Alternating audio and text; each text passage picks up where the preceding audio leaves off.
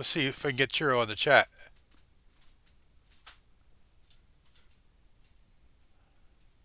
Uh, Chat. I have the usual issue with the microphone. I have to restart. Okay. Rock, can you hear me? Oh, you're faint.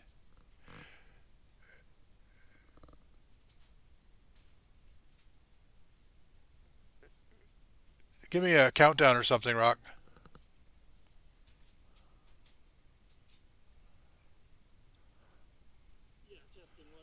Okay, that's good. That's better. That's better. Let me just check the Zoom settings here. Um, okay.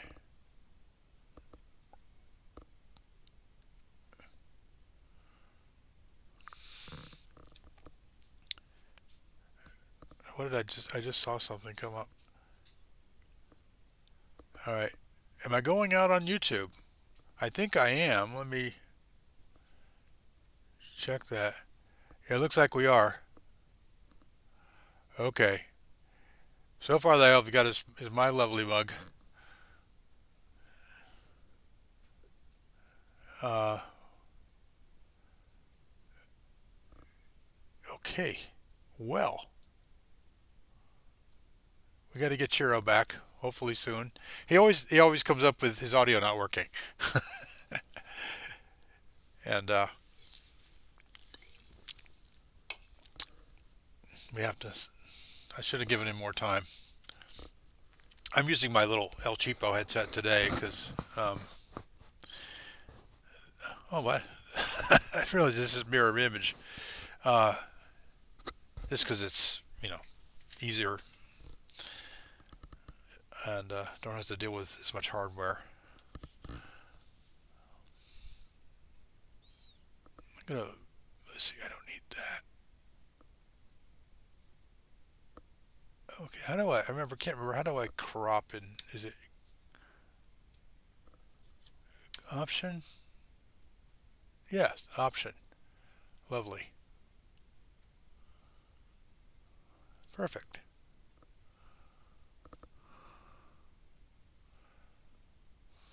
OBS is pretty nice software for being free.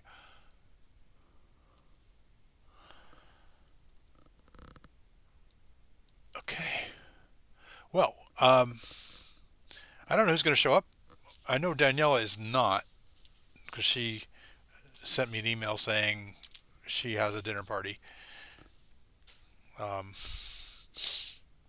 Although it's getting pretty late over there in Europe. Um, about 10 o'clock. I think I'm not. I think the Netherlands are on now on UTC this time of year. Oh, it's called Central European Time. Okay, well, this is. Well, I'm out of focus. Not that that's a bad thing. This thing's supposed to have good autofocus, but it. Um, this is Wow Signal Pub number 4. I'm not really the host. There is no host. Just chime in with whatever you want to talk about, and we will talk about that. And we're waiting for Chiro to come back. I'm sure Chiro will have lots to say. Um, well, there's been so much going on that I have just. If it weren't for Daniela, I wouldn't be keeping up with the podcast. But she keeps coming up with new people she wants me to talk to, um, and so we did, and we did recently. Chelsea Haramia. There's Chiro. We're trying to come back, connecting to audio. Chiro, can you hear us?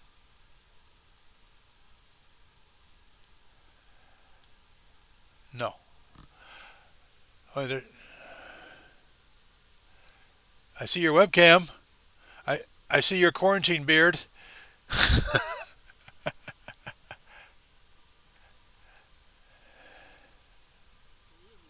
Yes, I can. But you're green. Not that green is a okay. That's better. Your level's a little low, but I can hear you.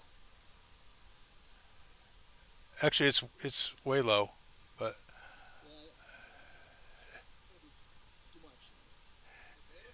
yeah, it's better. Yeah, you have the ATR 2100 still.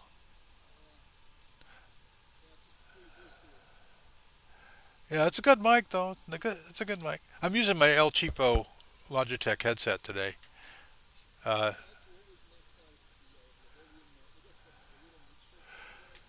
oh yeah.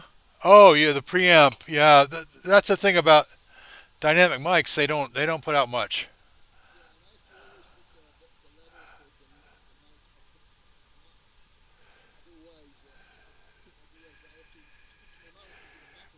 Right.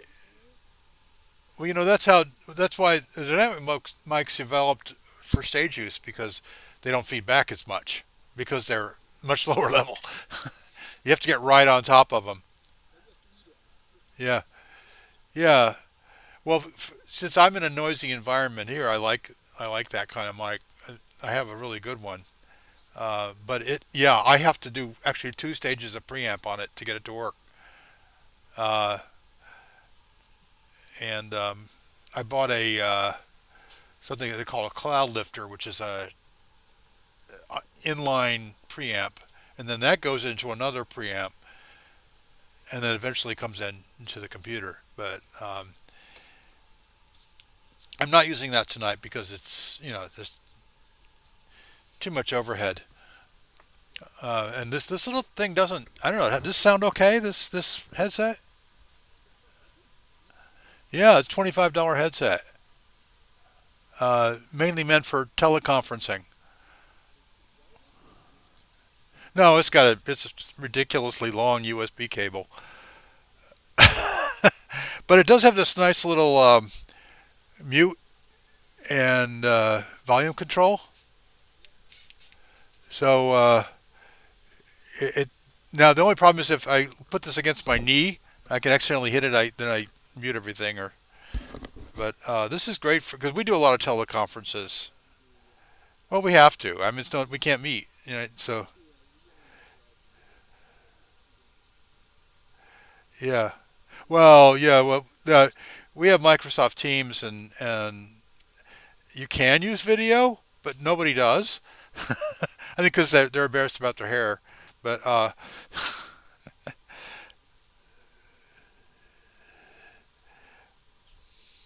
you can do share screen, which I like. Um, we do that all the time, and actually works remarkably well considering all the different links it has to go through. Uh, we're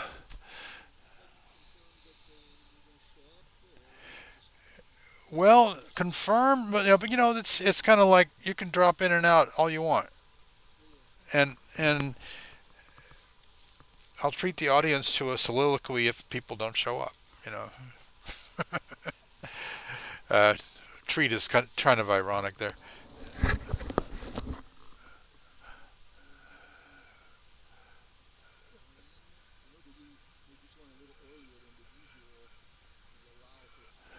Yeah, well, I was hoping to get some of the old gang from Europe. May not happen.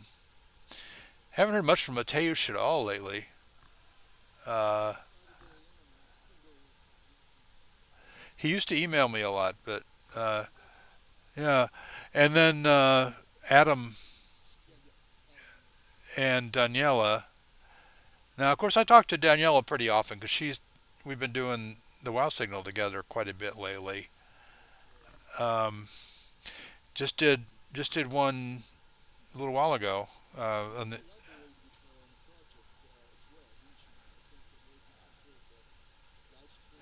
oh yeah, well that she was going to do it anyway. It's just a question of whether I live streamed it or not, right? And from the audio point of view, it was pretty much a disaster. But that wasn't I didn't anything I could do about that. And if I'd gone to Scotland and had half a day to get everything properly rigged, I would have been all right. But uh, they they but it was really interesting nonetheless. I mean, because what she did was her usual Moonbounce performance art, which is where you take photos that people supply, and then some folks in Italy, some radio amateurs in Italy, were bouncing them off the moon. And well, one guy was transmitting, the other guy was receiving, and then he would, when the image came back, he would display it and bring it up, and it was, that was pretty unusual and kind of cool. And now Moonbounce is old. Amateur radio operators have been bouncing off the moon for probably 50 years. Not a new concept, but her idea of bouncing, making an art project out of it is kind of new. And she did it. She's been doing it for a few years, um, and so it was, people were seeing their images come back from the moon, with of course a lot of noise and some dropouts and so forth. Uh, but yeah, I thought it was worth doing. It was not the sort of thing I would consider a podcast episode, so it was just video only. Uh, and the audio by itself was not particularly good. So I never tried to make it into a podcast episode. I'm sure that what the people were saying was interesting. I just couldn't hear much of it. Uh, because we were getting some kind of, I don't know exactly how that was working. Maybe somebody um, had their phone or PC up with the built-in mic capturing the sound in the auditorium. It was done in an auditorium, and yeah, it was I'd like to try that again sometime, but with maybe a little bit better preparation. Um, she I'm glad somebody watched it. Yeah, it was interesting. I found it engaging,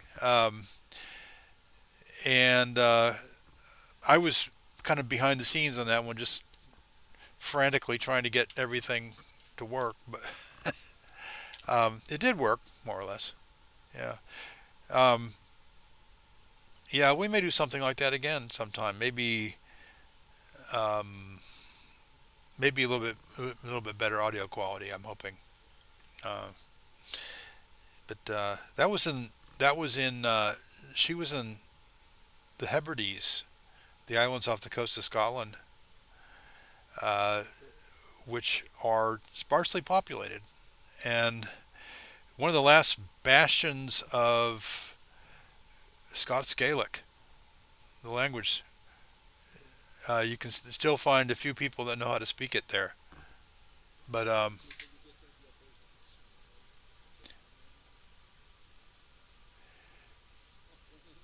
I think most people fly out there. Yeah, you can take a boat, but they have a tiny airport. Yeah. Did you ever see the movie The Wicker Man? It came out a long time ago. Like, it was Britt Eklund and, oh, I can't remember the actor's name. I just remember Britt Eklund running around. Uh, well, you got to see it. I don't want to spoil it for you, but she was in her prime, by the way. Um, and well, it begins with him flying his plane out to the Western Isles, and then he has an adventure there.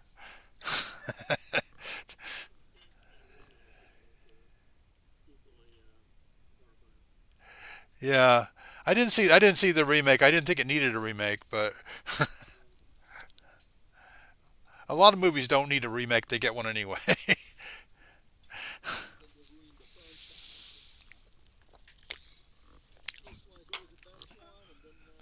Well, they're just out of ideas, and then so they have to let's do a remake.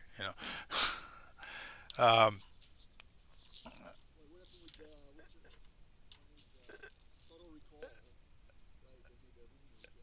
they made a remake of Total Recall.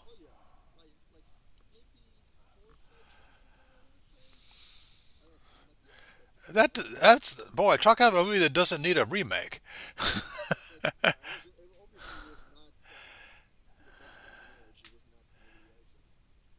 Yeah, I don't get to movies very much anymore, but uh, see them on Netflix from time to time. But um,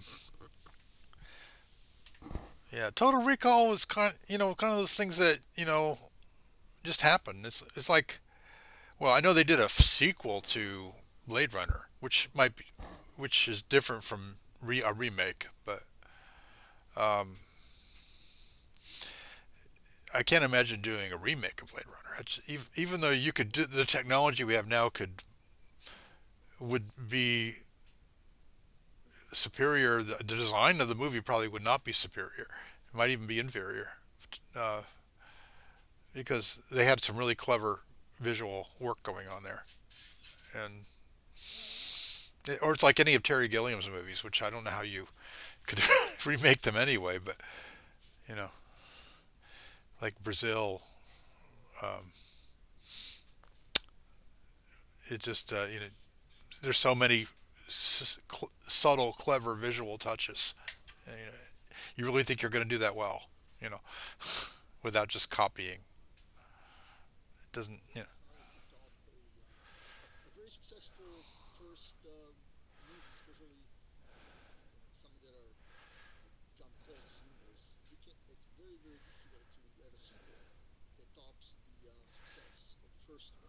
Yeah.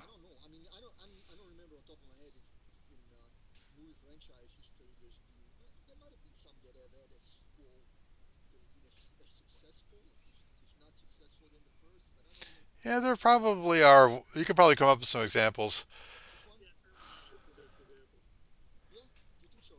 I thought Terminator One was way better than Terminator Two.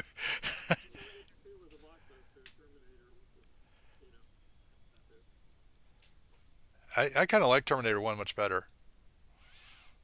Um, well, it was more. It was more. It was more for adults, whereas Terminator Two was clearly toned down for a younger audience. I mean, it wasn't. It just was very different tone at all altogether. And I don't know. I can't think of any examples. But not that I go to a ton of movies. But when I was, yeah,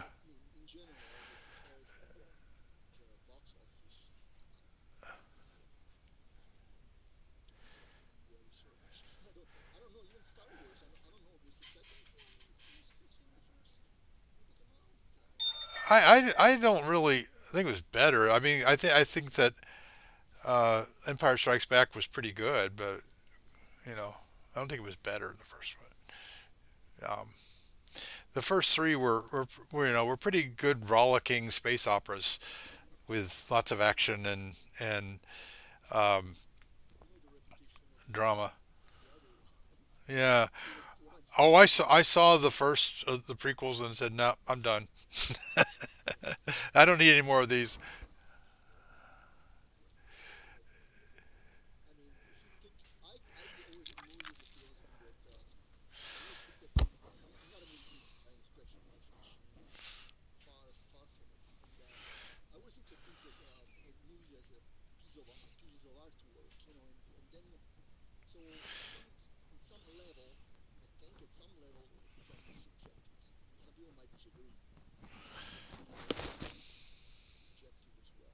Oh, I think it does. Yeah, sure.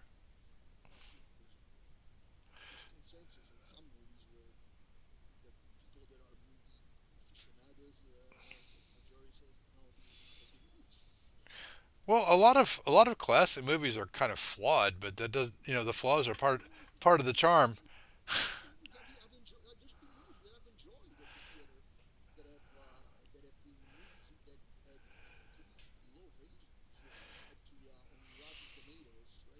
Yeah.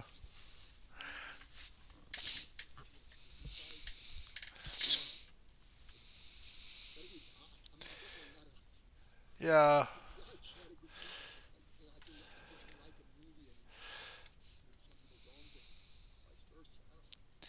Yeah, I don't know what to go by. I just sometimes my kids drag me to one.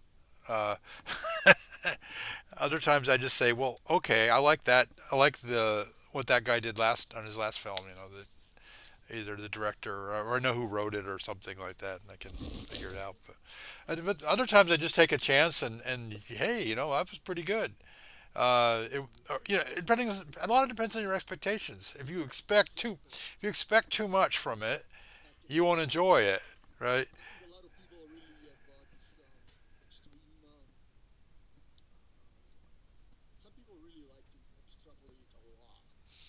Yeah, yeah,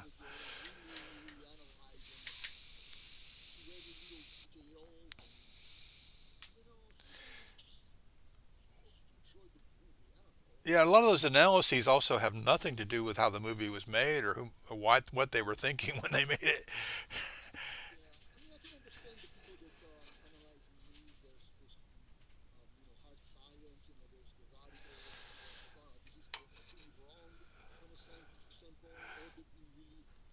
Yeah, but I hate it when a movie pretends to be scientifically strong and blows it out all over the place. Uh, I love it when it actually does kind of get it right. Not it doesn't even have to be perfect. Just like The Martian, not perfect, but they did really try to get it right. And you can find fault with anything, but yeah.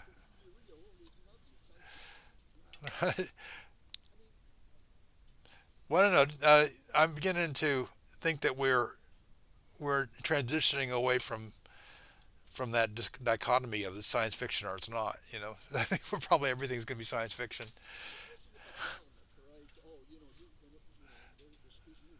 Yeah. Right. Right. Right. Yeah. Well, sometimes you do. The yeah. Oh, the sounds in space. Yeah.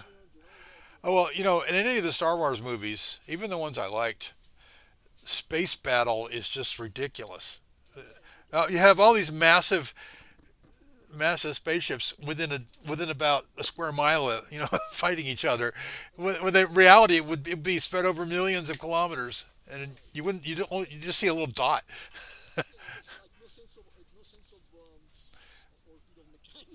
Oh yeah, well that's magic, right? You just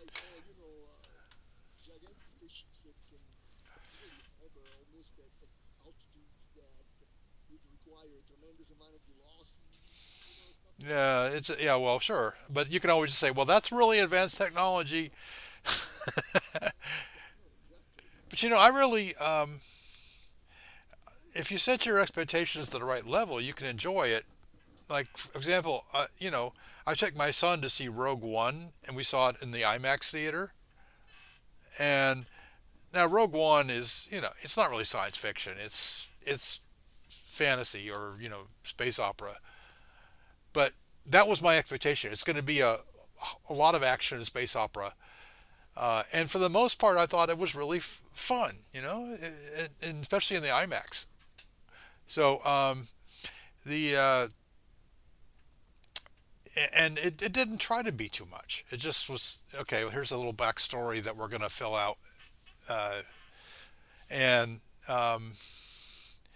it's it was pretty clever in some ways, but it was never great art. And who cares?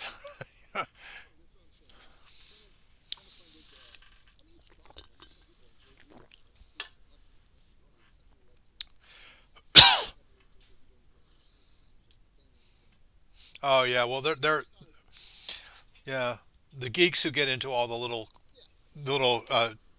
discontinuities and so forth. That they're ruining it for themselves.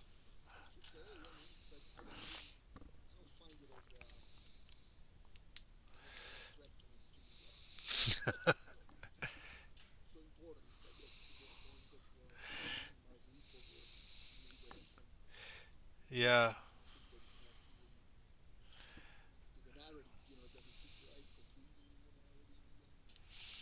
yeah. It's. I don't know. I have been so long since I've seen a movie that I came out of and just said, "Oh, that was really great at every level." For example, I recently, we went to see Hidden Figures, and I thought it was really great at a lot of levels. It was really entertaining and inspiring, but it's Hollywood. It's a pretty standard Hollywood product. But if you don't, if you set your expectations there, you'll enjoy it. And Hidden Figures, I would recommend that to anyone to go see. But you're not going to get Stanley Kubrick. It's just this is very very mainstream filmmaking.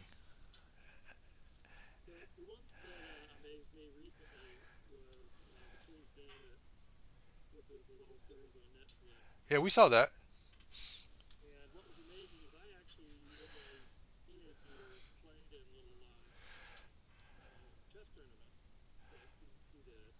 Hmm.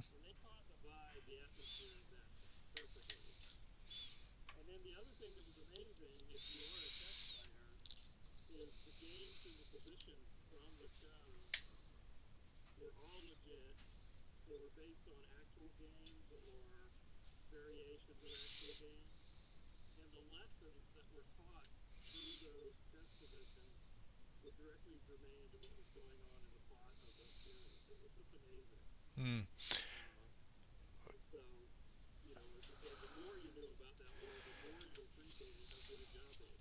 Yeah, I believe Kasparov was one of their technical advisors. Uh,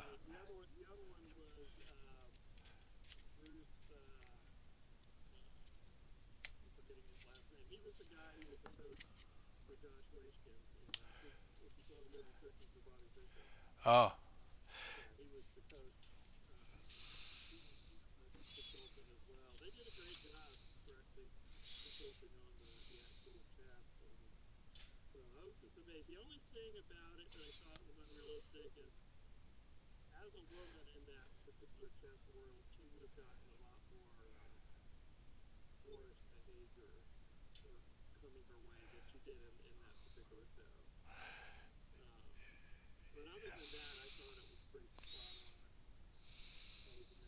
hmm.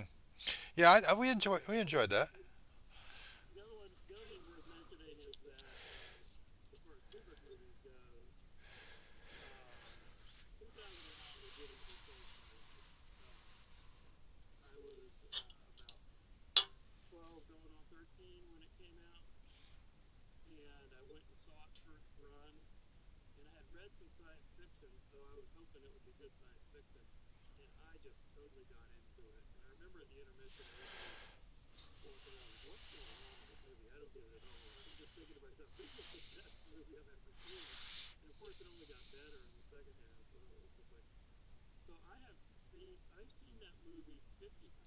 Wow, in theaters. Wow,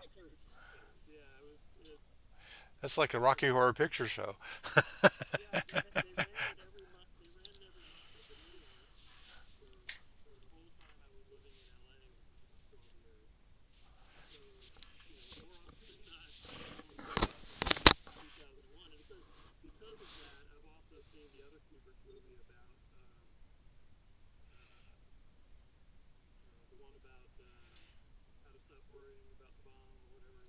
Doctor Strangelove.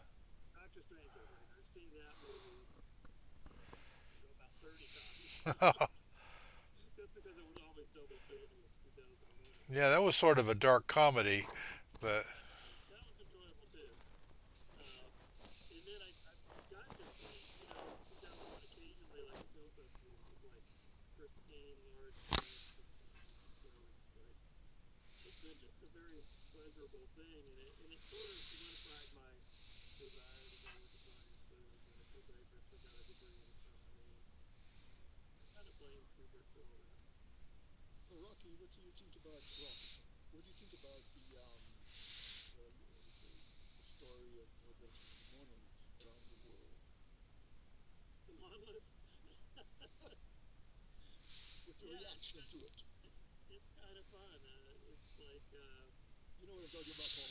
oh yeah, yeah, yeah, the monolith.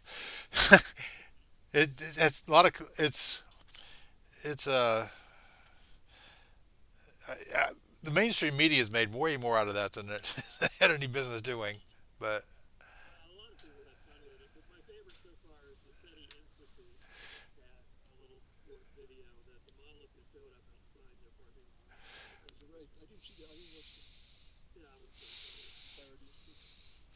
yeah, well, that's back to 2001, right? That's a link there. Uh, that in fact, that was probably my favorite scene when I was young. Was that the monolith scene? Yeah, very early in the movie.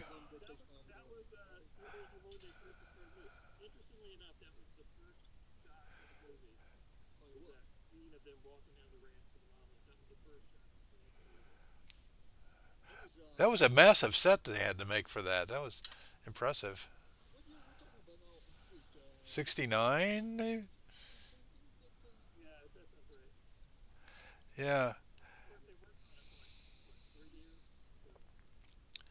yeah. Why was so that was kind of like at the height of the Apollo program when they were working on it. Yeah. Um,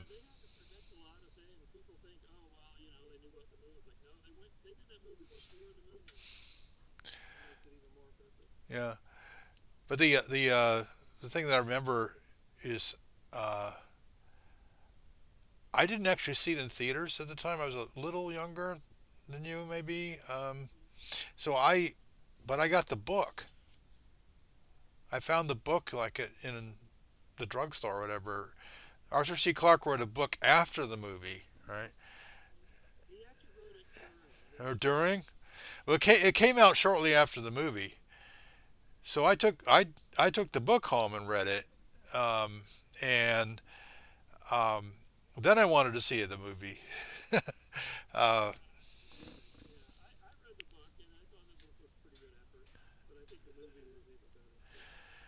yeah, but I mean, well, with the book, there's a lot they can really dwell on some things like the whole Hale 9000 part of the story, and but the film did a good job with that. But uh,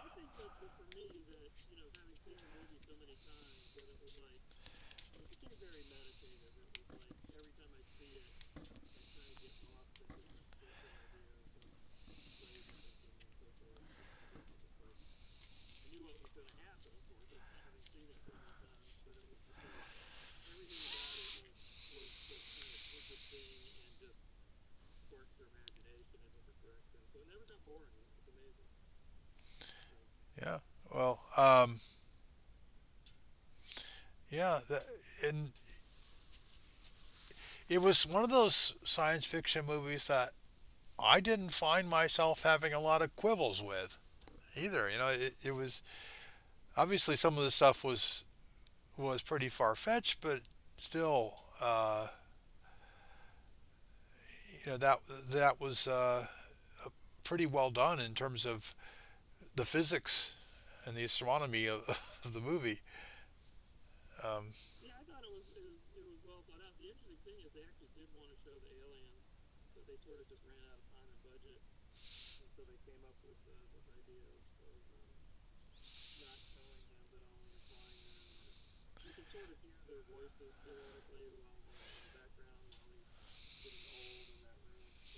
yeah, I thought that was really, of course that's for the scene. Those are scenes that confuse everybody, but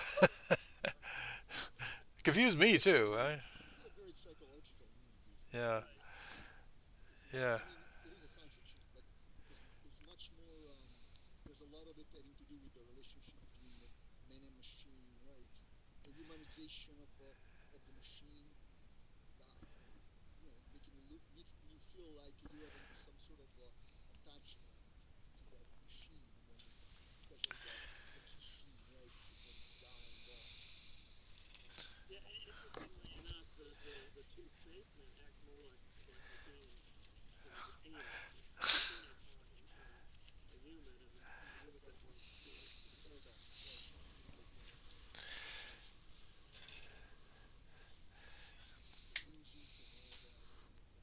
well, the music is some of the best in any movie I've ever seen. Uh,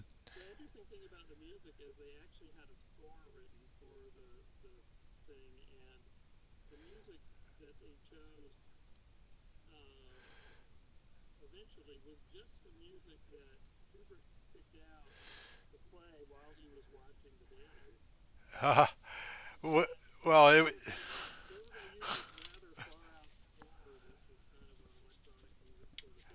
yeah. Oh, they never recorded that. That would have been interesting to hear. Is it? Um, but I mean, the Ligeti's music, Lux Eterna, is just fantastic, and then of course they throw in the Blue Danube Waltz, which kind of throws you for a loop when you hear it, but it works with that particular scene.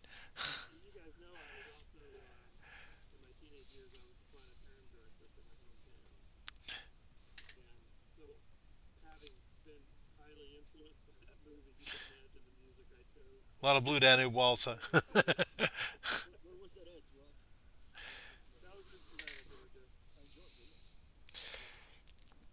Well, Kubrick used a lot of classical music in his movies.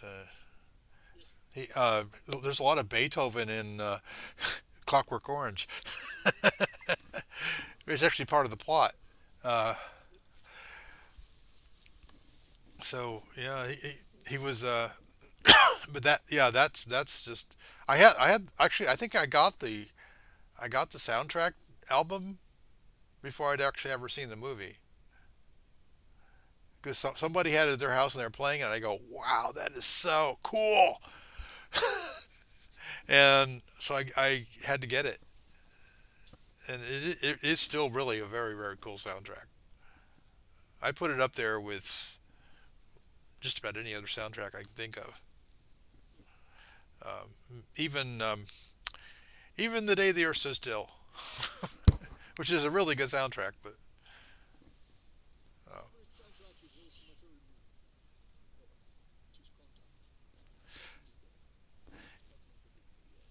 I love that movie, but I don't remember much about the soundtrack.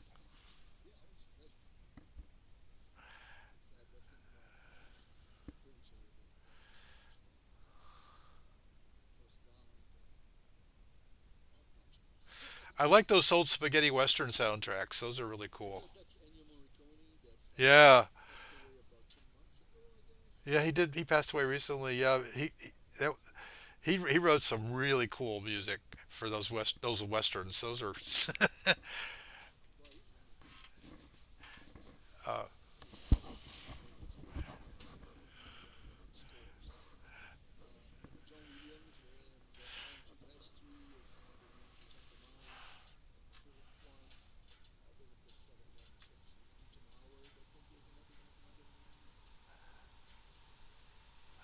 yeah. Well, I think John Williams tends to go with sort of I don't know. For me, his gestures are very. I mean, he's a clever musician, but he goes with pretty stock gestures. Um, I would. That's one thing I liked about 2001 is they did not. There was not somebody sitting there going, okay, I got to match this mood of the scene to this music, and write. Okay, now this is danger, so I have to have danger music, and then oh, this is sad, so I have to have sad music. They just played the music, and it worked. It totally worked, and in fact, music can be. Well, that's one thing I didn't like about Rogue One is that near the end, when things are going very badly, you get this very somber music, and it's about each character goes out and faces some terrible danger, and with the somber music what's about to happen to that character. This is the end for that guy, and it's like telling you it telegraphs everything, which is not what you want to do, but that's Hollywood. They'll do that kind of crap. But the and if you want a really good orchestral soundtrack, uh, everybody should watch this anyway. It's the Pacific, this miniseries on HBO that I think you can now get on Netflix. But very good soundtrack. No, it's a dramatized. it's a dramatization of a couple of books written about the about World War II, which were so it's nonfiction kind of, but it's dramatized, um, and it's really intense and raw. But the soundtrack's very good. Um, the and the cast is very good for that matter. They these you kind of believe these guys are like Marines in 1942, you know? uh, and it was it's mostly Guadalcanal and Tarawa. I mean not Tarawa, Peleliu. Those two battles, but there are other events in the film, other places, but like it ends at Iwo Jima, and no, actually no, I think it ends at Okinawa. Iwo, but it's really you know that's a good example of a soundtrack I thought worked really well with the subject matter and the the painfulness of the topic, but also the heroism and drama worked well. Those guys went through really rough time. Yeah,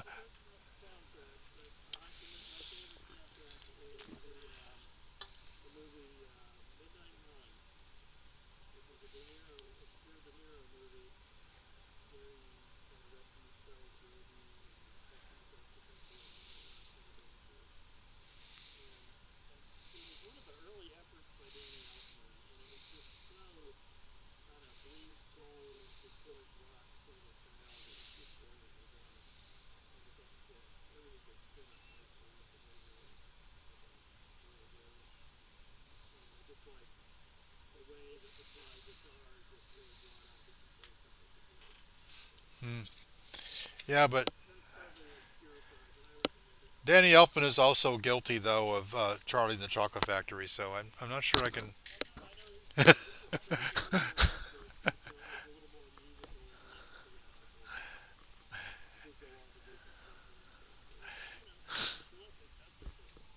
Yeah, yeah.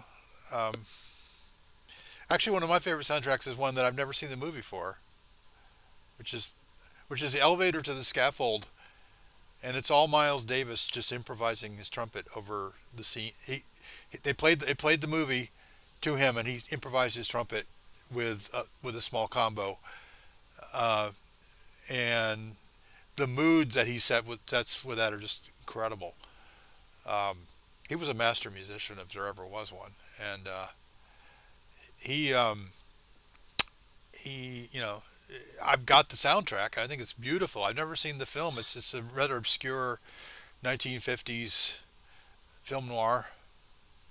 I think somebody gets killed and then somebody else gets killed, but and it's in French. So, um, but that I recommend, if nothing else, getting the soundtrack's still widely available, uh, and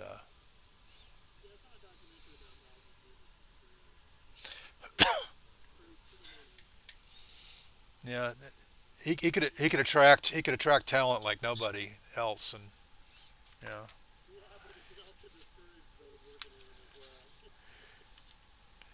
yeah. Well, every young musician on the planet wanted to work with him. So it was like, you know, um, and they would sometimes put a band together that would last for 3 or 4 years. So it was pretty.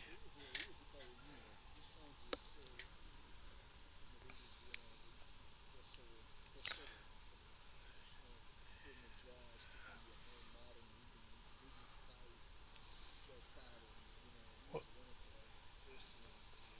yeah. Well, the thing is, jazz used to be popular music, and then it drifted away for about 2 decades into more of like an art music, which is all fine, nothing wrong with that. But Miles just got bored of that, and he said, "You know what? Let's take it back." But the thing is, when he went back to he started adding electric guitars and keyboards, and and sound effects and stuff like that. This was not mainstream music. This was very, very experimental stuff. it, and he was, you know, and people accused him of selling out because Bitches Brew did extremely well commercially. But if you listen to Bitches Brew, there's not a single, there's no, there's no pandering there going on. It's all very, very serious music, and it's with some of the best musicians of the time. So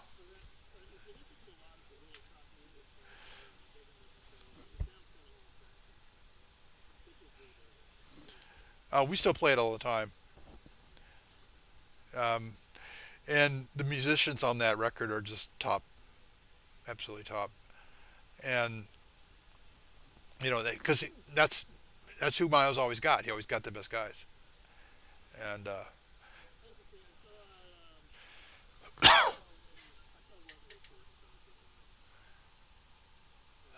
oh,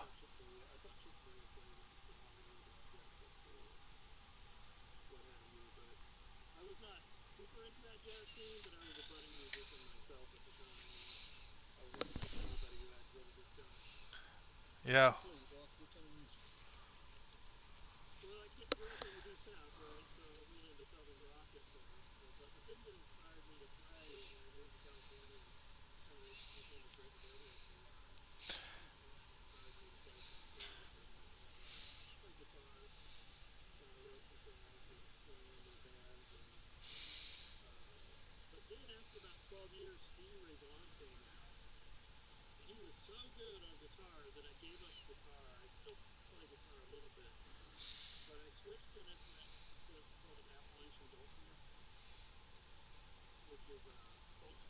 yeah. Like, is that like a hammer dulcimer, or is that?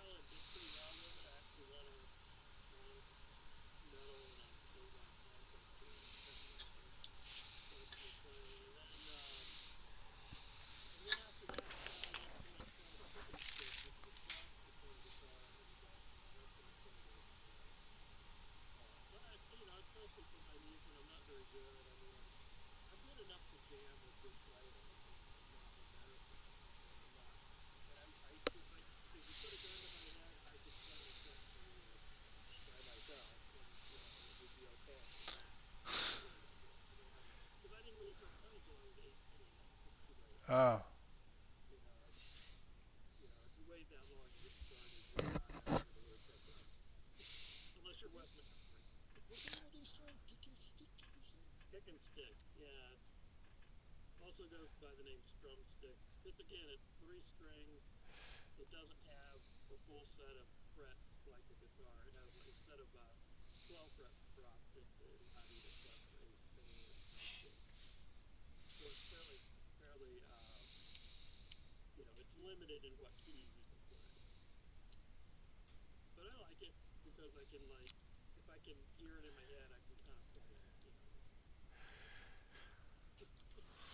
hmm.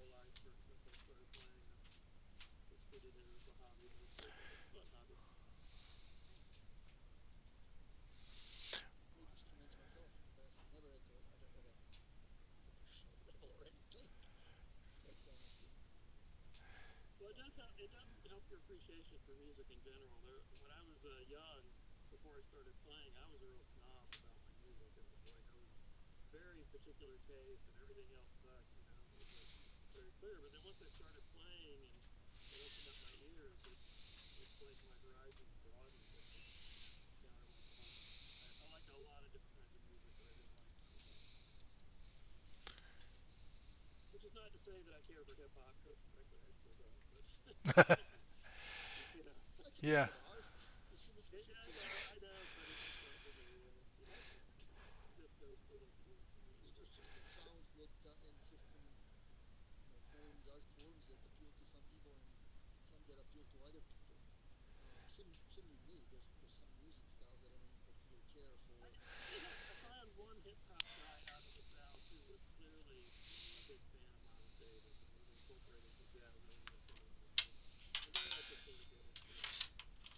Hmm.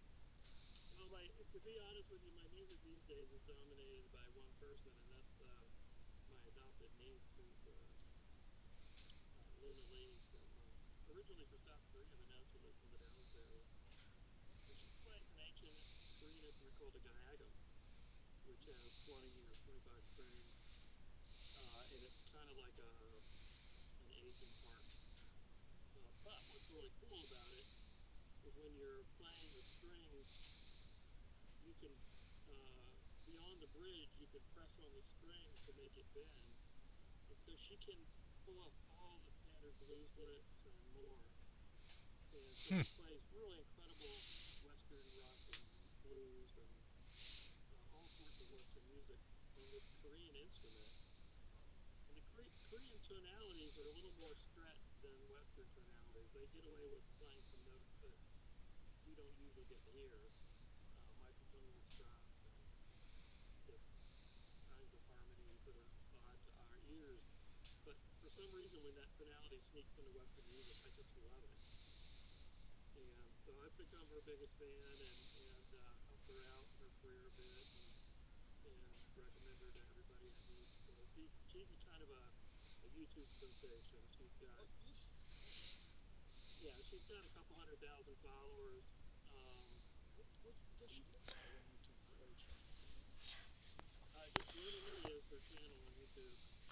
Tell you,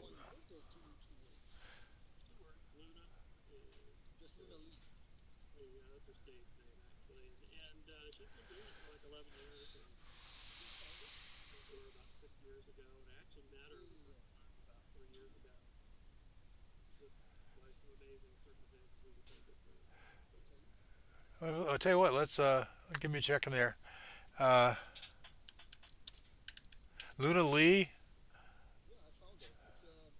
Oh, yeah. Okay. That's a complicated looking instrument.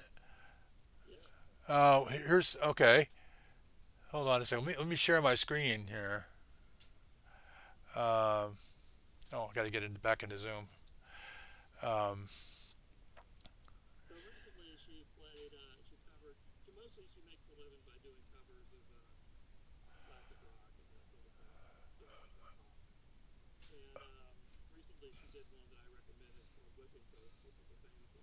oh yeah, that old yeah. I like that song. Okay.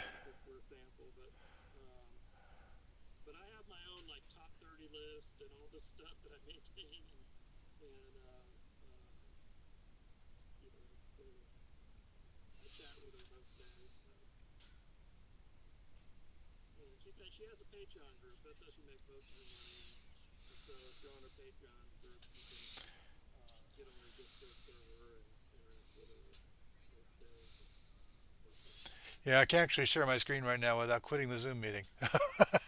uh, no, the security settings are just insane now. Um, well, Zoom has been not a very good citizen. So I wish there were a better alternative.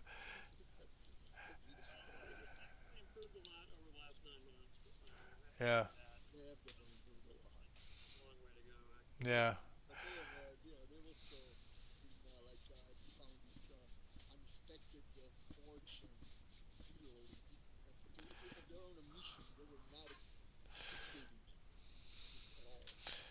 Yeah. Well, my son goes to Zoom classes at 4 days a week at high school. So, and I think a lot of different schools are using that. They even handed out Chromebooks to kids who couldn't afford, didn't have computers at home. Um,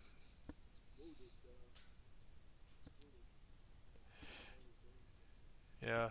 I didn't like the fact that the way Chrome would install things on the fly and had other kinds of practices that I thought were not acceptable, good security practices.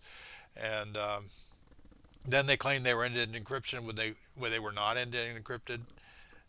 Now they say, oh yeah, well now we're end-to-end encrypted. Nobody believes that they say because they didn't tell the truth the first time.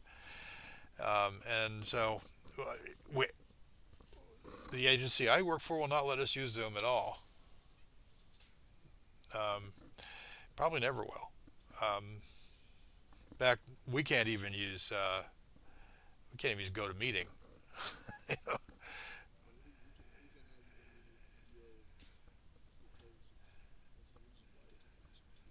Yeah.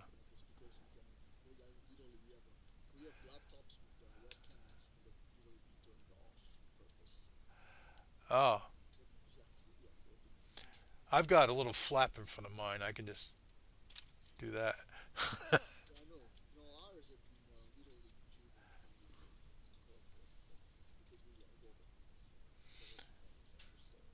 Oh, there's Buck Field. Haven't seen Buck Field in 1,000 years. No, no, actually, it's more like 940 years. But uh, I can't see him, but I can hear him. Oh, there he is.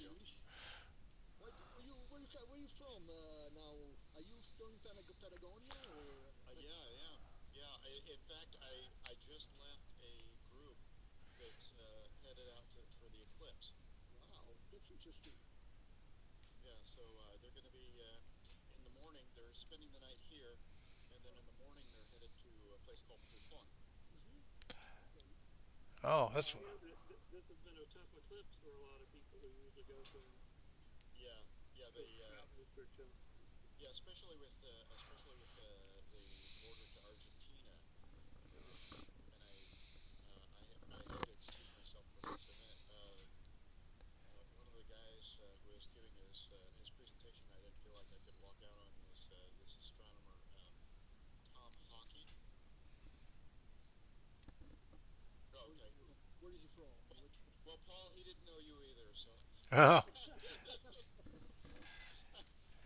one of those few people in the world never heard of me.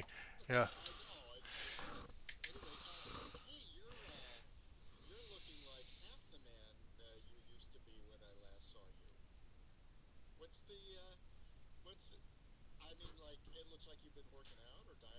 No, no. Well, actually, no.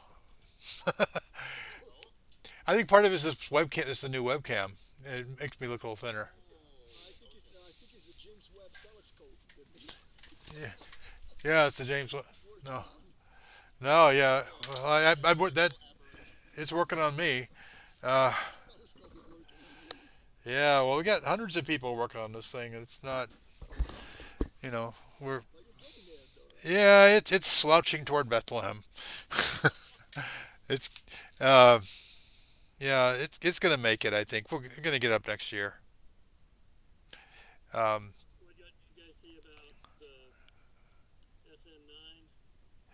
oh yeah, they're tipped over. Got a big gash on the side.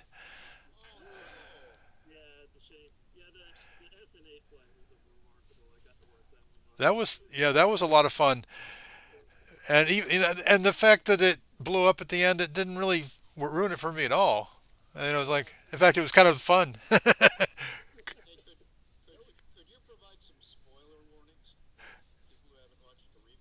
Oh, you're the only person on the planet who's not watched this yet. Oh, by the way, Dorothy returns to Kansas. Oh, I should have said that. Spoiler alert! And it was just a dream.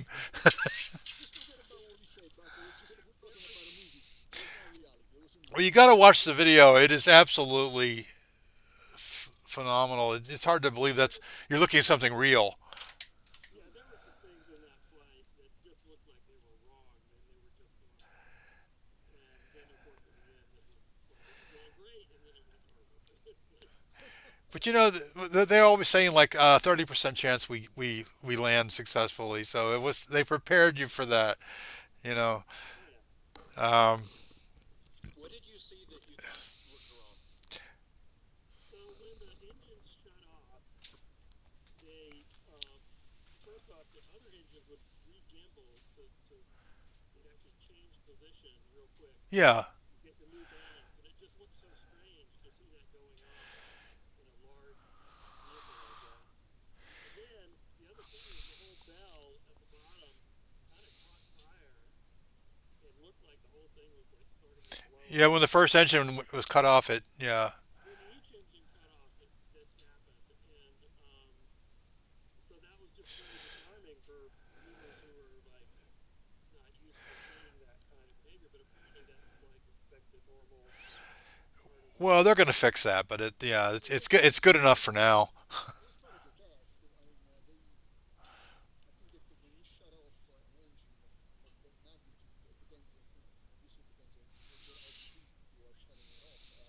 well, I think this was the first flight that ever shut off engines on purpose during an ascent.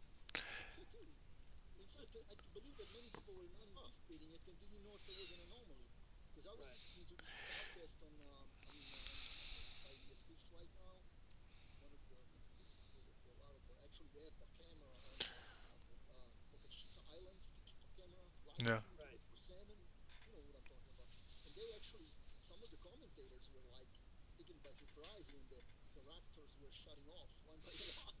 Right. Right. When they thought there was a failure, Yeah. after the flight plan, they just didn't bother to tell anybody. Well, but it makes totally makes sense. It loses a lot of mass in the first minute or so of burning, and so and those things have incredible thrust. The two that they turned off early were the two that they used during the landing. Yeah, but it's yeah, it was pretty. You got to watch the video. It looks, especially when it's up at a higher altitude, it looks just like something out of a CGI. It's what. Yeah,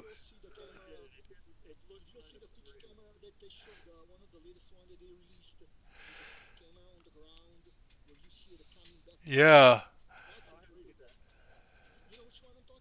yeah. Absolutely. That was the SpaceX camera that was on the hopper, and it's looking up, and it's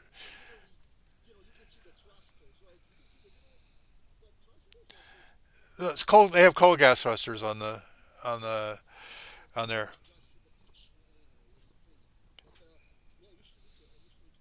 Well, somebody made a good point.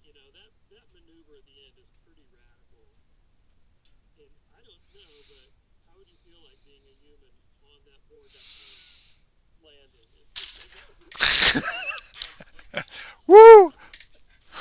Well, um, it does worry me a little bit for human rating. Not so much the maneuver, but the fact that there may not be enough robustness in that design.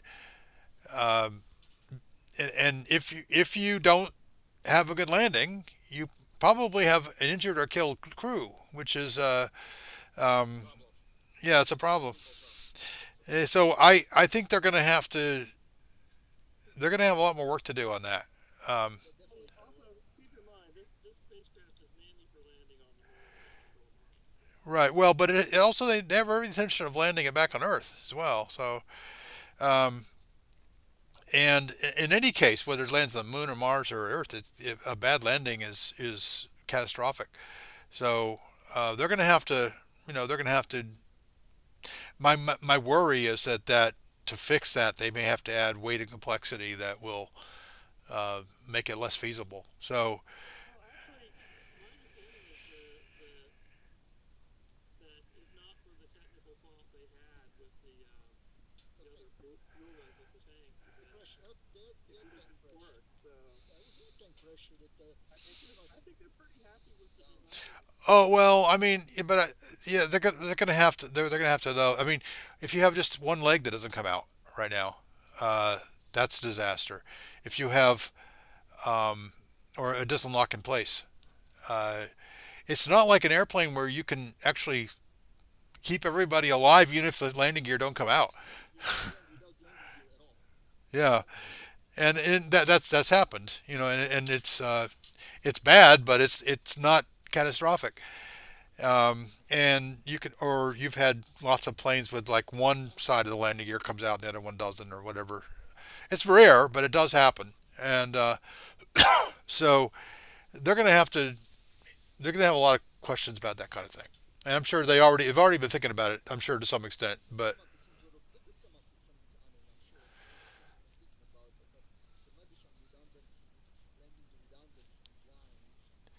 oh, there will be redundancy, I'm sure. But the question is how much weight does that redundancy add? How much complexity does it add? Yeah, they often come up with clever answers to these things, but sometimes you're just constrained. You can't clever your way out. If NASA adopts the mind frame you have right now, then they'll just go with Blue Origin. But that won't stop SpaceX from pursuing this, of course. Well, no, I don't, and I think that if after they've demonstrated successful uncrewed moon landings, they should be able to um, do do some crewed landings. But they got to solve. They're going to NASA is going to be all over every aspect of it, just like they were with commercial crew. Uh, Yeah, I mean, even the Blue Origin one, though, if you look at it, because of its kind of triple stack, it's pretty tall. So it has tipping concerns too. One thing will be how well can these things land on the planet's surface. What debris can it yeah. handle because of Well, its SpaceX has been working on that. They will have legs that can adapt, but automatically adjust. But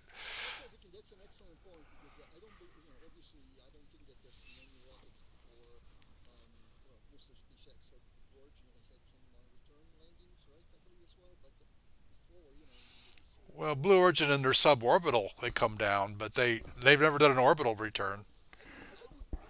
I will say their pinpoint accuracy on the landing site is important because actually creating landing pads. I think we discussed this before, but creating landing pads on the moon is going to be pretty vital to making a livable environment. Yeah, they're gonna have to. The next two orbits that don't have a landing pad. Yeah, you're gonna have to land either a long way away from where people are. Or you're gonna have to build a solid pad. Yeah, they're actually saying that the re-entry of crawling back up the ladder to the top of the spacecraft to get back in, is a plus because of the dust cloud. Yeah. Both Blue Origin and SpaceX are saying that. Well, there's a lot of interesting engineering ahead of. But I applaud what SpaceX is doing with this. I think it's not only that they're doing it, but the way they're doing it out in the public, out in the air, where everybody can watch what they're doing, and being willing to fail, which is something that you won't. The Blue Origin is not willing to do that. They're afraid to show any kind of dirty laundry, and boy, they have now. And Blue Origin has tons of cash, and so they've been trying to do everything by engineering it, and but they don't do they have. I don't think we're going to see a lot of like development tests like you did with Falcon 9, where they were trying to land the booster, and they knew the first few landings were not going to go well. Well, the strategy Blue Origin is taking in terms of testing is that they're using NASA facilities as much as possible. They're doing a ton of testing on NASA and other places. So they're doing their testing in private, yes, but in conjunction with NASA as well. Well, that part of that's political. You do things in Alabama, you get the Senate, the powerful senators on your side. Uh, what they call the Alabama mafia, uh, which is because I agree yeah. politically, but it's also just allowing them to take advantage of those facilities that have already been paid for, and what have you. So it's not like they're slacking on testing. They're taking a really different approach, Yeah. which is commendable, I guess. But it would be cooler if they did more stuff open to the public, and maybe some Starship stuff will force them to do stuff. I I think they're going to be stay how they are. Um, they will, of course, they eventually will have to launch something into orbit, which is going to be that you can't hide. And then what's going to go wrong. And since there are three distinct elements to that whole thing in terms of design and manufacture, I could just imagine the finger pointing that could eventually go on if when something goes wrong, which it will at some point. So it's has its own flaws, and it is kind of breathtaking and awesome to see how the SpaceX team can do that kind of stuff. Yeah. Well, I mean, It's the difference between open source software and closed source. but I think that nobody, as far as I know, has ever developed a spacecraft out in the open air where people can drive by in their cars every day and take pictures of see how things are going. Yeah, because you got the camera at Universe Center, you can watch the Yeah, you can, and People are doing that. People are making a living doing it. yeah, exactly. yeah, the others there people. It's actually it's a little cottage industry out there in South Padre, uh, and you know streaming a live video to the world. So what did SpaceX though? I think much more leap and still have. I think that there's more of a higher level of tolerance for exposure of public than another company like Blue Origin. Maybe because of the fact that they are so transparent, and also I think because, to be honest with you, Elon Musk really has a pretty large portfolio there's a lot of people that let Musk get away with a lot. Well, I like the fact that he's a showman at heart, but he's not afraid to put something up that looks kind of goofy. And this truck definitely looked goofy. This Starship spacecraft, first look at it, it looks kind of goofy. Looks like a sci-fi rocket or Well, something. the first one they built was yeah that was that did look goofy. But this guy doesn't worry about it as much anyway. I think it looks really great. Yeah, So he's not worried about appearances. He wants to know will it work or not. So that's commendable. yeah. Well, it's working better. I I think it looks like SN10 is going to be the next one, right? Well, yeah. SN9 is probably damaged beyond repair. Oh, you think so? Yeah. Yeah. Well, we'll find out over the next couple of days, but I think it's pretty bad. And SN10, so they'll probably be in January sometime when they fly that. Um, So after this Zoom call, what videos do I need to queue up and watch? Luna Lee playing her Korean instrument. I'll put a link in the show notes or in the video notes. No, well, you will just go to SpaceX.com. They'll show you everything you need to see. Yeah, it's pretty good. Take 6 minutes and go look at the Blue Origin promo thing they put out. It's not. It's a good watch. Yeah. I mean, it's slick and it's got the bombastic stuff about we're a big company with a lot of money, blah blah blah. But they're showing some pretty cool stuff. It's worth checking out. Well, Yeah, I hadn't heard anything about it since I did a quick mention of them in a promo for I did a video where I was promoting a Tennessee Valley Interstellar Workshop. Mm-hmm. they're Blue Origin has promise, but until they've got stuff flying into orbit, they have no business talking. they got to get stuff up there and then prove that they can they get this little hopper suborbital hopper that's nothing. Uh, uh, they need to get they've shown that they can do that. They can get it up to high velocity and bring it back down. But that's not gonna. Why don't they like that? Why don't you think that entitles them to respect? Well, getting to orbit is incredibly more difficult than that kind of sounding rocket thing. Uh, I agree, but how I don't what I don't understand is uh, like why do you want them to shut up before they well, get not going? shut up, but I just don't want them to. They have no reason to boast. Let's put it that way. Uh, until they've shown what they can do, and they haven't done much. Um, I think the little film they put together is sort of a reaction to just we have to stay in the public consciousness in some capacity, yeah, and it sort of almost makes me think about the fact it's that just fly a damn rocket. Shut up until you've done that. I mean, it's not it's that's not easy. If you can do that, then uh, you've got something to talk about. they make a lot of claims in the video that it looks really good. Well, they've developed some what look like really good engines, um, but and they you can fire those on a test stand and successfully, but there's a lot of there's a lot from there to go into orbit. And SpaceX has been in orbit for over 10 years, um, so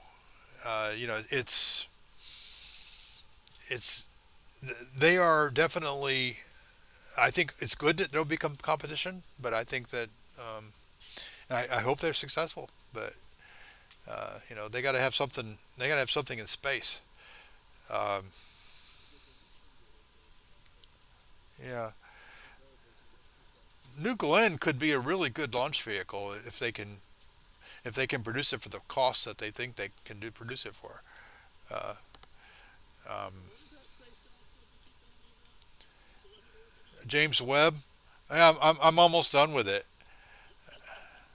It's just me and a couple other guys in the garage. It doesn't really exist because it is a different thing. Come on. Well, nobody's boasting about it yet, except every astronomer on the planet wants to get time on it.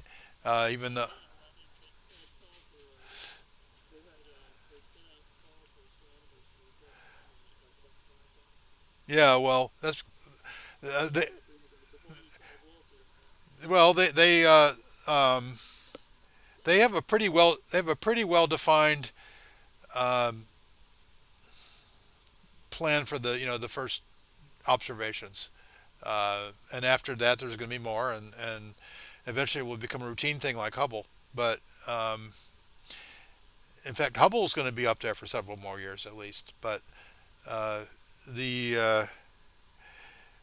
I'm just pulling it like as I yeah, well, I think we're going to launch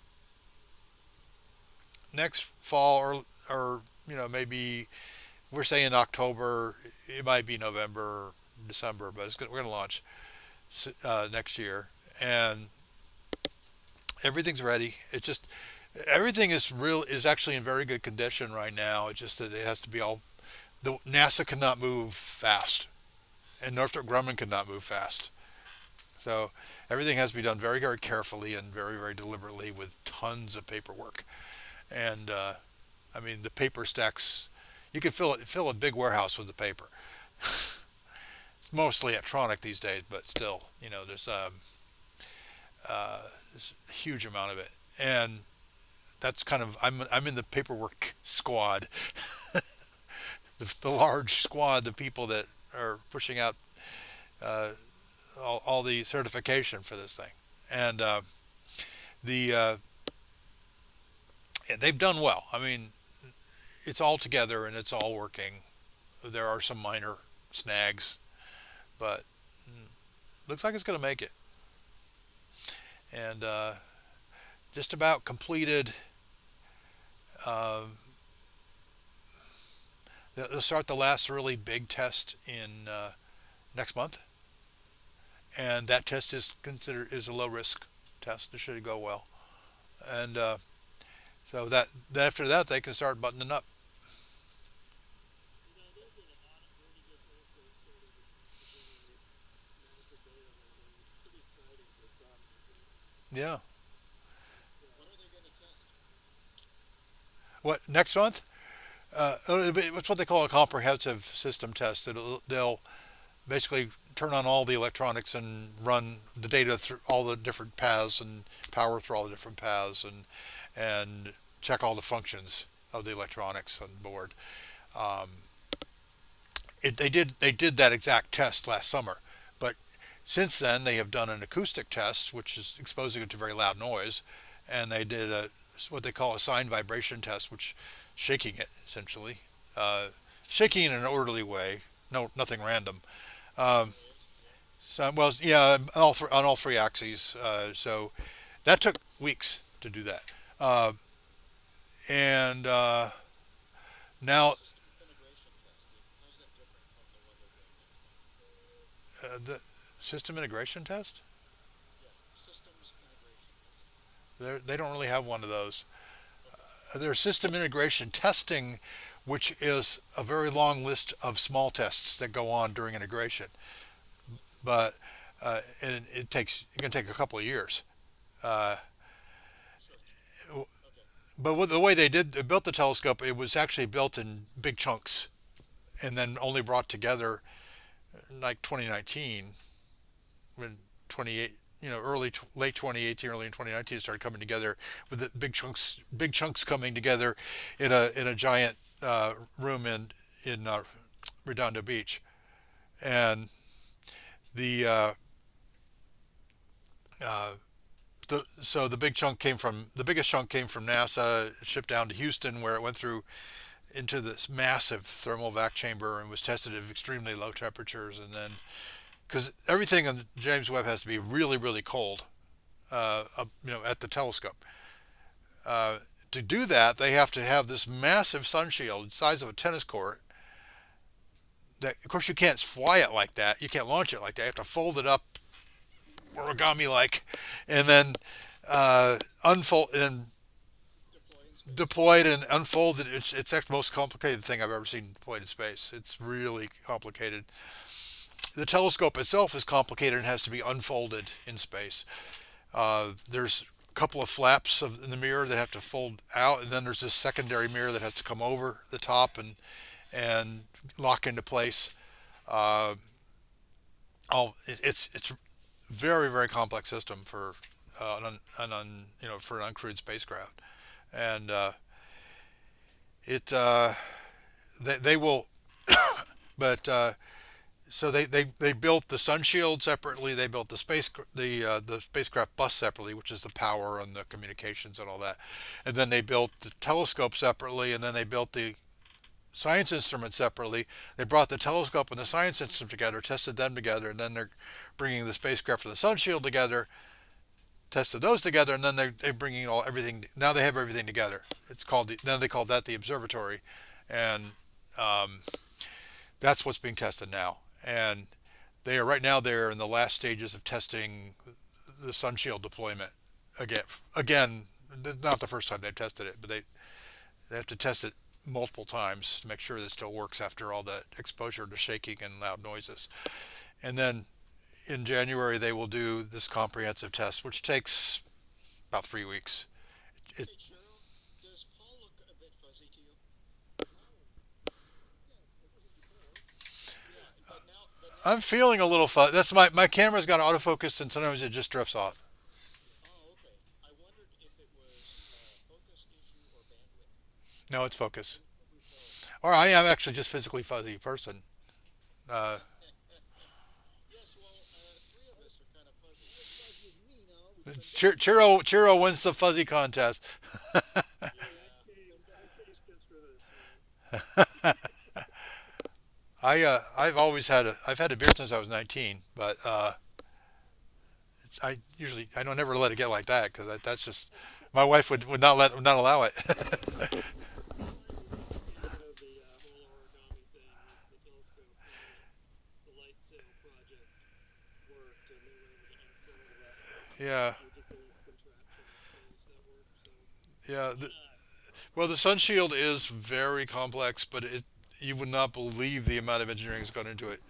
It's uh, and it has a lot of moving parts. It's really complicated because you can't just unfold it. You have to the five layers have to separate. So you flip it down this way, then you push it out that way, then you separate it, and you tension everything because it can't be floppy and loose. It has to be tight. Otherwise, it's making the telescope jiggle around.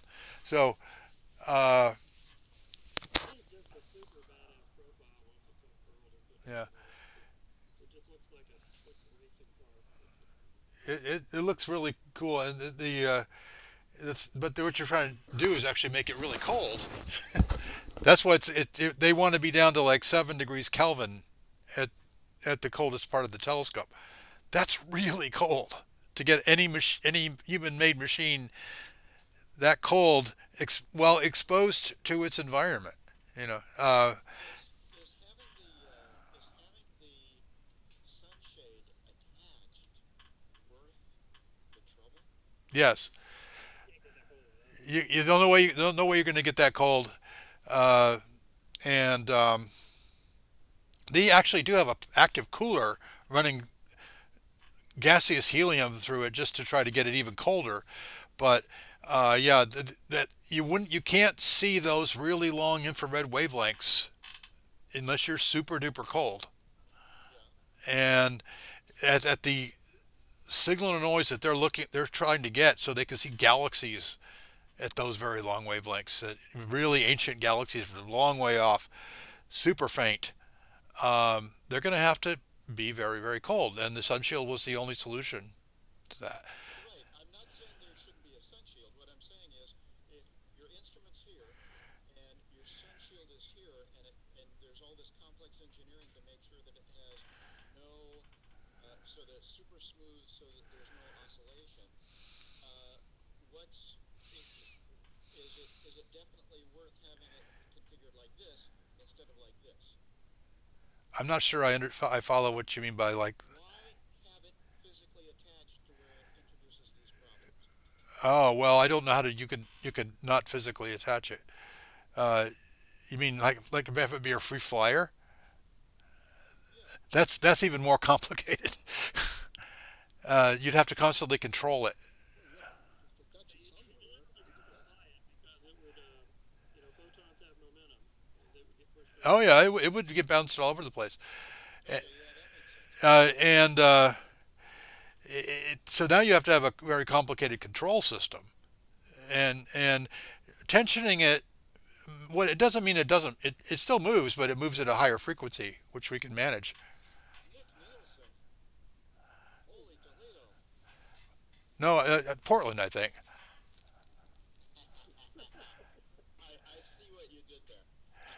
Oh, I'm just the wit, aren't I? Hello, Nick. Hey, Nick. How's it going?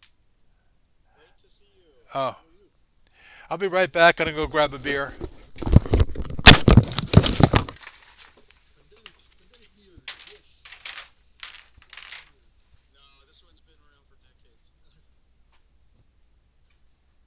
are you in Chile or are you in Montreal? I'm in Chile right now. I've been in Chile pretty much all of 2020. Very good. So I think I was around January, but that was it. And we're getting ready for in 48 hours. There's going to be a big total eclipse nearby. Right, right, yeah. The eclipse and cutting across the southern cone. I know what you're talking about. Yep.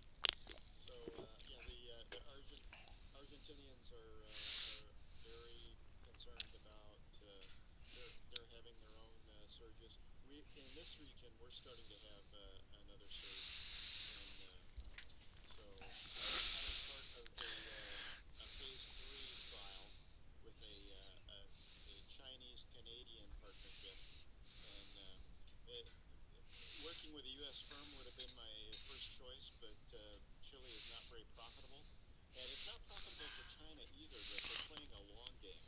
So what they're doing is they're investing in these trials in countries uh, where it's not really short-term profitable, but they're getting a lot of good data, and they're also developing a lot of goodwill and establishing medical partnerships. Their military, they have a very strong medical division in their military, and they're involved. And I really feel like the U.S. is not playing strategically. Well, From time to time, but yeah, the U.S. is not playing at all at the moment. yeah. I mean, fortunately, we have some competent companies, but we don't have competent government. I was in Yeah, Chile last year in April 2019, and I noticed what appeared to be a lot of Chinese-owned small businesses in small towns. yeah. There's a So huge number of those. you see, because the Chinese are doing well, they can use their connections back home to import cheap stuff and run a small store in South America and do well for them. Yeah, there are several of those here. There's some Chinese restaurants. There's a tiny Chinese mall. Well, actually, I mean we're a small town, 3 p.m. and there are two Chinese malls here, and very small, bunch of crap, but some of it's cheap, you know, cheap stuff like if I need replacement reading glasses or poop dog bags to pick up after the dog or something like that. They've got that stuff there. Plus, they've got really good soy sauce and stuff if you want to do Chinese cooking. But where were you in Chile? Flew into Santiago, drove all the way to Pucón in one day, the same day I flew in. So that's like That's where what my friends are going in the morning. That's where Pucón. that's Yeah, that's right where the eclipse will be. Yeah, yeah, Pucón is great. I've been there twice, and I stayed at the hotel in Tumalal, which is this incredible mid-century modern place built by Czech immigrants in the 30s. Um, then I went further south to a biosphere reserve that has this incredible development. I mean, in terms of development, I mean the way it's been developed for tourism. I Right. don't, I don't, Which one? I don't know how to correctly pronounce it, but it's Huilo. So something like Huilo. Yeah, they don't do the H's though, so it's Wilo Wilo. Huilo. Okay, and then back up north, and we stayed at the hacienda um, Las. There's a beautiful one of the oldest haciendas in South America is on the Panamericana, just south of Santiago. Los Lingues, Hacienda Los Lingues, and Oh, okay. then went out to the coast and stayed at the coast right next to where Pablo Neruda's house is on Isla Negra, and then back to the airport. So it was entirely a rural vacation. Didn't really stay in the city the whole time. It was just mostly out in the countryside. It was probably a lot more enjoyable that way. No, it was great. I had a great time. Had a lot of good hikes, beautiful scenery. I loved the places that I stayed. So yeah, it was a good experience. And I hope to go back to Chile again. The twice, 2 times I've been there have been really good experiences. Well, ring me next time. I'm trying to get back to the states, and if I can work one of the deals I'm trying to, we'll we'll see what happens. Very I good. there's Choose what there's a you need to there's a do. chance I may end up in Oak Ridge. In Tennessee. Yeah. Yep. But you was getting into your stowaways. No, no, but when you're setting up your next trip, let me know. I will. We're I will. the condo I'm in right now. We're right on the edge of a nature preserve. It's a very small one, but there's indigenous species there being preserved, and I've been it was established. I don't know 30 years ago or something, and a lot of the trails have fallen into disrepair. So I do trail maintenance quite a bit, and trying to restore it. Not that I want to bring more people in because it's really great. Like my wife and I will go camping, and it's really spectacular. Super nice. Not very spacey though. Not really a space topic, but anyway. That's okay. This is the part we can talk about any topics. We start off with movies. And soundtracks. A lot of soundtracks. You got to tell us what your favorite soundtrack is, if you have one. Me? Anybody, chime in. Well, we started with the discussion of 2001. Of course, that has an amazing soundtrack, but Yeah, gosh, I mean, I would instantly go to like when I was growing up. I had a big two one of those folding LP soundtracks for Star Wars. Um, Yes, You're talking about the Star Wars remake disco version of the Star Wars music. Yeah, I had that one. 1991 is actually the name of the guy. They made a pretty popular disco version of the Star Wars theme song and everything. I Yeah, thought I thought Bill Murray did the definitive Star Wars thing. yeah, yeah, I agree with that. Yeah, I'll go I with won't try to do an imitation of it. I'm just glad they're not our way. I'll go with the original 1970 recording of Jesus Christ Superstar with Ian Gillan singing the part of Christ. oh wow. Yeah, he did well with that.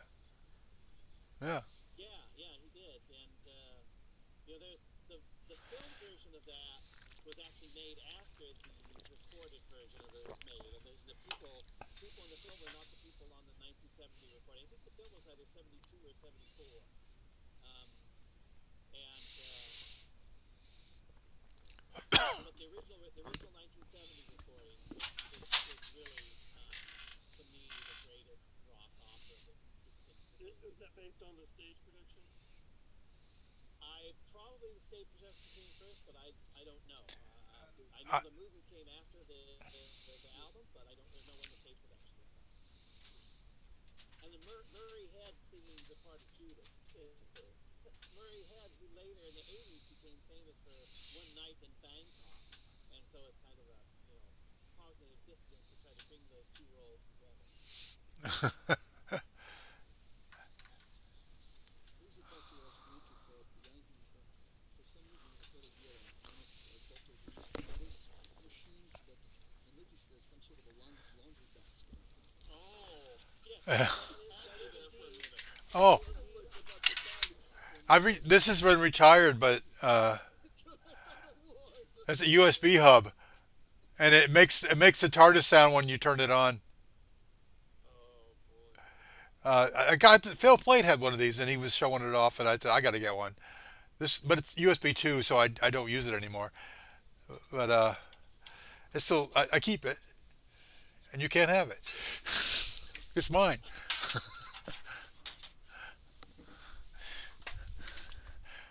That's a good theme song, by the way. The original Doctor Who theme song. Are you all watching The Mandalorian? No. I haven't watched it. I heard good things about it. Well, yeah. Today Zach Wienersmith praised it, so I figure I gotta at least maybe check it out. He normally Wienersmith gets these things right. Yeah, it's well, I mean, compared to the other stuff that's available, it seems like the best of the crop. Yeah, we had a long discussion before you came in about the Queen's Gambit. I think we. Oh, I want to see that. My wife is completely not interested in it. So that's something I'm gonna have to Well, I didn't think my wife and daughter. I didn't think they'd be interested. I said, "Well, just watch the first episode," and they were hooked, and they watched the whole thing. I'm gonna try that. I'll try with some wine. Actually, the actress who plays Beth Harmon in the series is not even in the first episode. So, but it's all about the childhood. But Well, no, there's a little bit of that. oh, there is a little bit, yeah, at the very beginning. Uh, it's but that scene's repeated. That's a cut from the earlier from a later scene. But yeah, it's actually they did a really nice job with everything, and that and it's a good Effects were good. I heard good it's things. a good story. I mean, the thing is, it's a good story. It's a story of a young person struggling to grow up under difficult circumstances who happens to have extraordinary talent, and you know, and it's not just about her chess playing, although there's a lot of that, but it's also about her friendships, her relationships, her difficulties with substances and so on. Um, and it does, and all that none of that stuff defines her, in spite of the fact that she had a tough childhood and everything, and just she still goes on and triumphs. So that's it's good. It's I hear it's loosely based upon the life of Bobby Fischer. What? Yeah. Well, Well, your focus is bad again, Paul. Just to let you know, your focus got bad again. oh well, I don't see the downside. Yeah, Yeah, I got a face for radio. I'm gonna replace this with my Micro Four Thirds SLR at some point, but well not SLR, mirrorless camera. But for now, I'm Your hand is beautifully focused when you're doing that adjustment. yeah Get that closer. Not You have to autofocus. get closer. Not I autofocus. like the out of focus look. I think that works for me. I'm gonna stick with that. The, the, Autofocus. I mean, not focus. the thing about basically the career arc is based on Bobby Fischer. I think that's true Yeah, to a large degree. Bobby Fischer was much more intensely focused on chess than this character is, amazingly. Um, yeah. Well, like I said, Recently and when you say loosely based. are you talking yeah, about Fisher's focus or his focus was, he lived and breathed it and really couldn't. He was had a very tough time functioning outside of playing chess, yeah? and he was so focused on it. And this character is just slightly more well-rounded than that. Not Yeah, much, but somewhat more rounded than that. yeah, Today, Bobby Fischer would be called Asperger's because of his focus on chess. Yeah. I think maybe that's true. I think so. Um, Beth Harmon was the name of the character, and she had her own foibles and problems and so forth that did not line up with Fisher's. It was just the nature of him who kind of came out of nowhere at a young age and really impressed people and was winning simultaneous tournaments, at 13 and getting to national prominence at 15 and what have you. That kind of aspect of it was what was similar. yeah, yeah. And he retired fairly young, didn't he? Well, yeah, he won the world championship and he effectively retired by refusing to play the rematch. He didn't like the terms of the rematch and so forth, and that was set up. So Well, that was he did that play was a little. Cold War chess tournaments were an alternative venue for geopolitical competition. Oh yeah, they make that point in Queen's Gambit. There's she's given a State Department escort who keeps a very close eye on her. As I recall, Now, Didn't Bobby Fischer claim that his Russian opponent was kicking him under the table at one point? well, they had a lot of psychological drama going on. It's pretty interesting to read that during that time. I was, of course, one of those people who was completely caught up in that chess tournament when it was happening, and it was like the biggest thing on TV for a month. It was amazing. It's hard to believe that that kind of coverage even happened, but it did. Did you ever grow a beard out there? I'm gonna say 68. I'm not sure.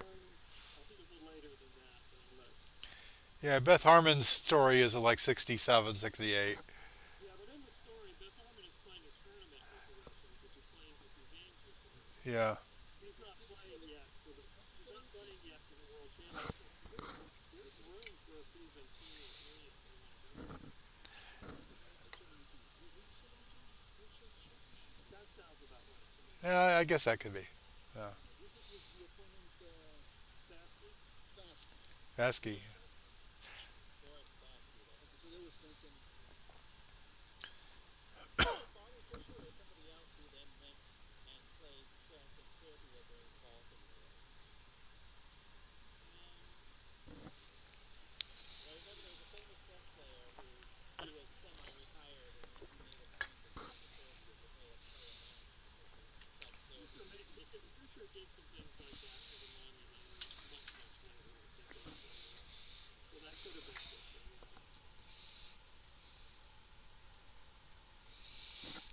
Kasparov was the other famous one who came out, but he was like from Lithuania. Very political. He was like part of Russia when he became famous, but of course he never really claimed to be Russian. Yeah. Oh, I thought this show was supposed to be based on a real person, but no, no, there was no. Totally fictional. Yeah, Based it's on, fictional. it's Based. based on a novel, and the novel's been around for 15 years or so. So Oh wow, okay. yeah, yeah, but it definitely captured a slice of time for sure. I think yeah, and that they, was part of it. The production value yeah, in the 50s. the, well, the 60, yeah, the 60s, everything is just perfect. It looks less like the 60s, and the cars even, the clothes, the furniture. She's adopted by this woman, this middle class woman, and her husband, and they go home and everything's wallpaper. They have colorful wallpaper in every room in the house, right? That's you won't see that anymore, but in the '60s that was uh, it looked it was very clever and well done. Yeah, that was a big part of it for me. I really felt like going back to the The book. only thing is that the actress who plays her is really beautiful. I thought maybe she should be more average looking. you know, uh, It was interestingly enough, she as an actress made the choice for the red hair. yeah, She's not a natural redhead or anything, she's a blonde, I think. but I think it was inspired, and I think the director did right to go with that because I think it showed off her personality that she was really her own person, and Yeah, people didn't know what to make of her, and I think it helped promote that yeah. character. But she's got these eyes that'll just burn a hole through you. I mean, it's just, uh, and it's almost Definitely worth too checking out. much. What? Yeah, Definitely worth checking I out. think so. It's a good story. It's a well told story. If it doesn't, you don't even if you don't like chess or don't know much about chess, you'll enjoy the story. I like chess very much. I suck at it. I don't play and practice enough, to being a good. But Yeah, it's my 92-year-old father-in-law can stomp me in chess. I really appreciate the chess aspect of it. They don't really ramp it up with tables, but it's pretty realistic. It's been fun to learn chess for this. I liked searching for Bobby Fischer. I liked Queen of Katwe. Um, I think those are the last ones I saw. So the guy who is the second replacement pope, remember in the movie Searching for Bobby Fischer, yeah, the pope, Yeah, wasn't that? Pandolfini, that's his name. He Oh, was the Pandolfini. That's the real world guy. yeah, he's the real world guy. He was a technical consultant for the first Gambit along with James Webb. So they got the chess right, those two guys. Yeah, it was very impressive. One scene they're doing speed chess, so the actors had to get that right, and it was very fast. They had to. Well, it. To be honest with you, I've never seen somebody play three simultaneous speed chess. That didn't seem too realistic. But the way they were playing speed chess was super realistic, and they just had to. Since none of those actors knew how to play chess, they just had to memorize Yeah, those moves. they worked hard at that. They got it right. Yeah, Who's showing the actors while they're doing it, or do they just show You see everything? the pieces. the actors had to learn it. Or the actors You would. you watch it, they're doing it.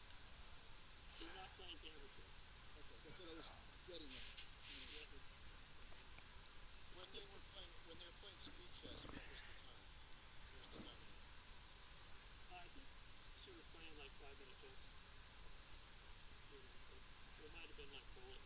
I don't know. Yeah. I But it was funny. She shows up for her first chess tournament. She doesn't know what a chess clock is. I mean, yeah. that was like so standard in those days. Yeah, well, when I went to, I found out about chess club and I said, well, I'd like to get back into it, and they had clocks there, and I was like, oh shit. Yep, it's part of the game. Okay. Well, guys, I got to head out pretty soon. You can continue. Um, I got around also. we got to get some. We got to get some takeout on the way to the house, or I'm going to be in trouble with senior management. Um, Firefighters, paramedics. Can you use a blue screen instead of a green screen, Paul? The blue screen? oh, this just that's a blue backdrop, but I'm not. I also have a laundry rack over here, so I'm not being that careful with it. By the way, it was 1992 that Bobby Fischer violated UN sanctions by doing a rematch with Spassky in Serbia. Ah, that was great. Well, All right, Well, good, goodbye, listen, guys. great to see you guys, yeah. and What is your it's game, been a long Paul? time. Well, this is the fourth one that we've done. So we'll do more. Fourth one in 4 years. No, the Wow Signal Pub. This is the fourth one in about 18 months. Okay. Okay, so yeah, we'll do them every 3 or 4 months. Sure. And plus, we're going to do some Wow Signal Live stuff, which is actual more focused discussion of specific topics. Uh, we did one of those. Well, Chiro, you were there for that one. We did with Stella Kafka. Now that was a long time ago, but we're gonna do more of those. In fact, Chelsea Haramia, who talked about the ethics of Medi on the last one, I want to get her and Doug Vakok on the same meeting and talk about the ethic. And there was also just an article in Scientific American by another guy who's a friend of Vakok's, who um, Medi Smackdown. a Medi Smackdown. Let's the philosopher versus the Medi fanboy, and let's make it happen. And it's actually a really interesting debate because there's so many things that are so many moving parts to that question. Um, so yeah, we're gonna do that. I think we're gonna do that maybe in January or February. Get her and some other people around the table and do a Wow Signal Live, and maybe one of you guys can sort of come in and or I can ask the naive questions, or you can ask the naive questions. Yeah. Hey, Paul, have you done an episode where you talk about that Cosmos movie about first thinking? I'm not sure I know what you're talking about. We definitely haven't. There's this movie called Cosmos, and it's about these astronomers.